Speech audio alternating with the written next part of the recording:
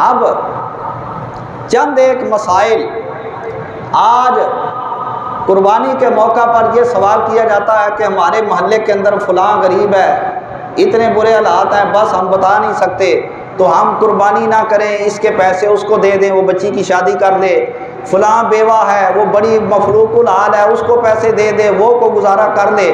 تو جناب اس کے لیے اللہ تعالیٰ نے زکوٰۃ کا نظام جو بنایا، جب زکوٰۃ نکالنی ہو تو ان کی خدمت کریں، وہ اس سے شادی کریں، اپنی ضروریات پوری کریں، جو مرضی کریں، زکوٰۃ کے مال میں سے ان کو اس مقصد کے لیے دو۔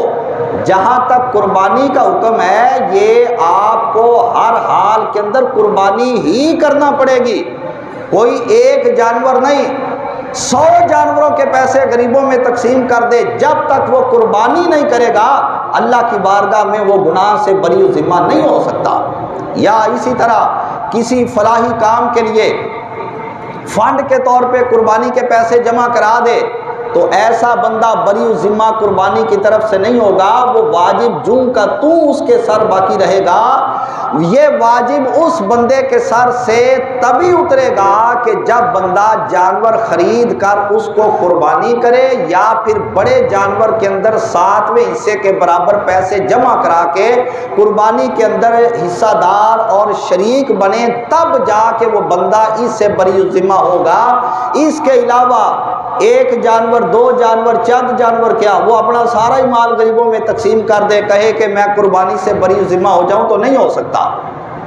ٹھیک ہے، اس بات کا خاص طور پہ خیال رکھنا چاہیے۔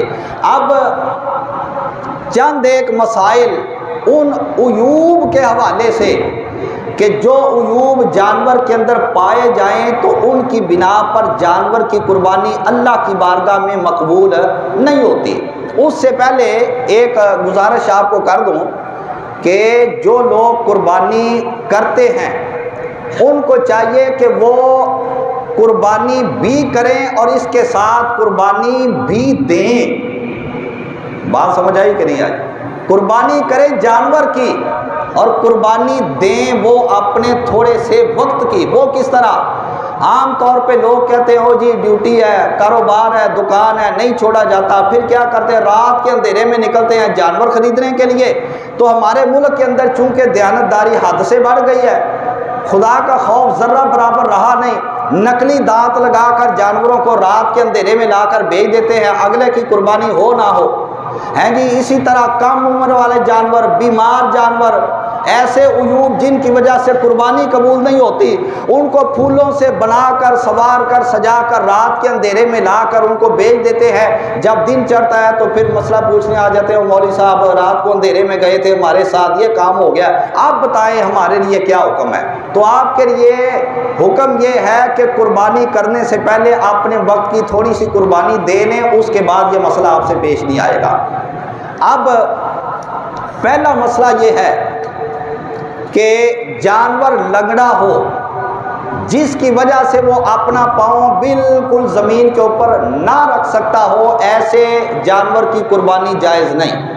پھر وہ جانور جس کا پاؤں بالکل سرے سے کٹ چکا ہو اس کی بھی قربانی جائز نہیں۔ اور دانتوں کا جو مسئلہ ہے، اگر جانور کے اکثر دانت ٹوٹ چکے اور دانت کے ٹوٹنے کی وجہ سے وہ چارہ نہیں کھا سکتا، ایسے جانور کی قربانی جائز نہیں۔ لیکن اگر جانور کے دانت تو ٹوٹ گئے، چارہ اس کے سامنے رکھا، اس نے آسانی سے کھا لیا، اب حکم یہ ہے کہ ایسے جانور کی قربانی ہو جائے گی۔ کانوں کا جو مسئلہ ہے، اگر کسی جانور کے کان پیدائشی طور پر نہ ہو تو ایسے جانور کی قربانی جائز ہے۔ پیدائشی طور پہ کان نہ ہو تو قربانی جائز نہیں۔ وہ سینگوں کا مسئلہ ہے کہ پیدائشی طور پہ سینگ نہ ہو تو قربانی ہو جاتی ہے۔ کان اگر کسی جانور کے پیدائشی طور پہ نہیں ہے تو ایسے جانور کی قربانی کرنا یہ جائز نہیں ہے۔ پھر اگر کان کا تیسرا حصہ یا اس سے زیادہ کٹ گیا ہو تو ایسے جانور کی قربانی کرنا بھی جائز نہیں ہے۔ سینگ پیدائشی طور پہ کسی جانور کے نکلے ہی نہیں ہے، جس طرح کے چھتروں کے سینگ نہیں ہوتے، بعض بکرے بھی ہوتے ہیں ان کے سینگ نہیں ہوتے، نہیں نکلے پیدائشی طور پہ، یہ کوئی عیب نہیں۔ ایسی صورت میں اس جانور کی قربانی ہو جائے گی۔ لیکن اگر سینگ تو تھے مگر سینگ ٹوٹ گئے لیکن جڑ سے نہیں اکھڑے تو ایسی صورت میں بھی قربانی جائز ہوگی۔ اب اگر سینگ جڑ سے اکھڑ گئے، حتیٰ کہ جڑ سے اکھڑنے کے بعد اندر جو گودا ہوتا ہے وہ بھی ختم ہو کر رہ گیا، تو ایسے جانور کی قربانی کرنا بھی جائز نہیں ہوگا۔ دم کا مسئلہ، جانور کی دم 1/3 سے کم حصہ کٹا ہو اس کی قربانی کرنا جائز ہے۔ اگر دم کا 1/3 حصہ یا اس سے زیادہ کٹا ہو اب اس کی قربانی کرنا جائز نہیں ہے۔ تھنوں کا جو مسئلہ ہے، اونٹنی، گائے، بھینس، ان کے 4 تھن ہوتے ہیں۔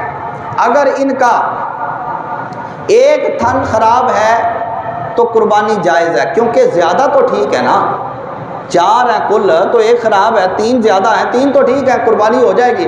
لیکن اگر 2 ٹھیک ہے 2 خراب ہے تو اب قربانی جائز نہ ہوگی۔ بکری کا مسئلہ یا بھیڑ ہے تو اس کا مسئلہ، اگر ان کا 2 میں سے ایک تھن خراب ہے، ہوتے ہی 2 ہیں، ایک خراب ہے تو ان کی قربانی جائز نہیں ہوگی۔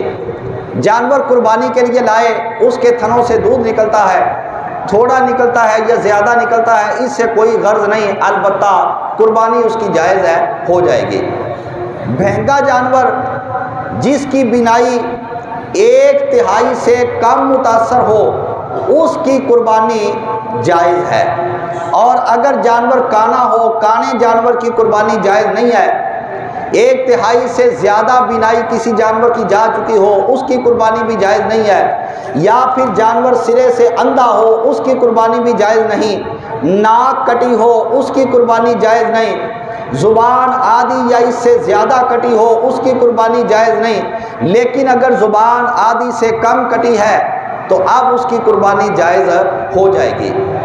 جانور جسمانی طور پہ اتنا کمزور ہے جس کو کہا جاتا ہے کہ ہڈیوں سے اس کے مغز تک ختم ہو کر رہ گیا، دور سے اس کو دیکھو تو کھڑا ہوا معیوب ہی نظر آتا ہے، اس کی قربانی بھی جائز نہیں ہے۔